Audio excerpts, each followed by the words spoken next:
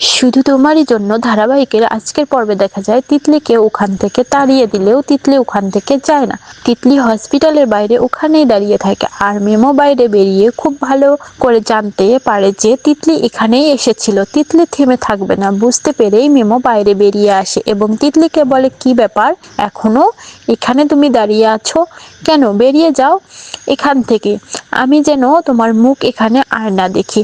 আর ভুলে যেও না আমরা এখানে সবাই আছি, তাই আবার যদি ঘাড় ধাক্কা দিয়ে খেতে না চাও তাহলে এখানে আর কখনো আসবে না, রাহুলের সামনে আর কোনোদিন আসবে না। আমি কিন্তু রাহুলের জীবনে আর কোনো প্রয়োজনে মেমো কথাটা বাড়াস হতে পারে সেটা তুমি ভাবতেও পারছো না।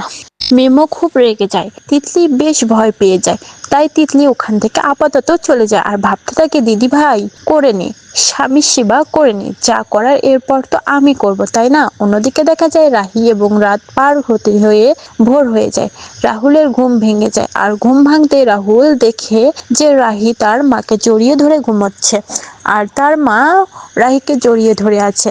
দেখেই রাহুলের খুব ভালো লাগে, ভাবতে থাকে যে রাহি সবার থেকে আলাদা। আর সেটা একদিন সবাই হঠাৎ রাহিও ঘুম ভেঙে যায়, তাকিয়ে দেখে রাহুল তাদের দিকে তাকিয়ে আছে। রাহুলের মায়েরও ঘুম ভেঙে যায়, রাহুলের মা ছুট করে আসে রাহুলের কাছে এবং রাহুলকে বলে, রাহুল ঠিক আছিস তো বাবা, তুই এখন তোর ভালো লাগছে তো?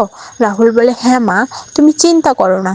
সেখানে ডক্টর চলে আসে এবং এসে পেশেন্টকে চেক আপ করে আর এখান থেকে নিয়ে যেতে পারবেন, তবে মনে রাখবেন বাড়িতে কিন্তু ঘন্টা নার্স থাকতে হবে, ওনার দেখাশোনার লোক থাকতে হবে, আর আপাতত উনি হাঁটাচলা করবেন না। রাহি বলে, ডক্টর আপনি চিন্তা করবেন না, আমি সব করব, আর আমার সবাই তো আছে, এই পারবো না।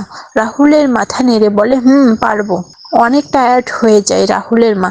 রাহুলের মাকে বলে, আপনি বাড়িতে যান মা, আমি রাহুলকে নিয়ে আসছি বিকালে। এরপরেই দেখা যায় রাহুলের বাবা রাহুলের মা বাড়িতে চলে যায়। অন্যদিকে মেয়েমণি সবাই হসপিটালে থাকে এবং রাহুলকে বিকালবেলা রাহি সহ সবাই মিলে বাড়িতে নিয়ে যায়। রাহুল রাহির হাতটা শক্ত করে ধরে থাকে।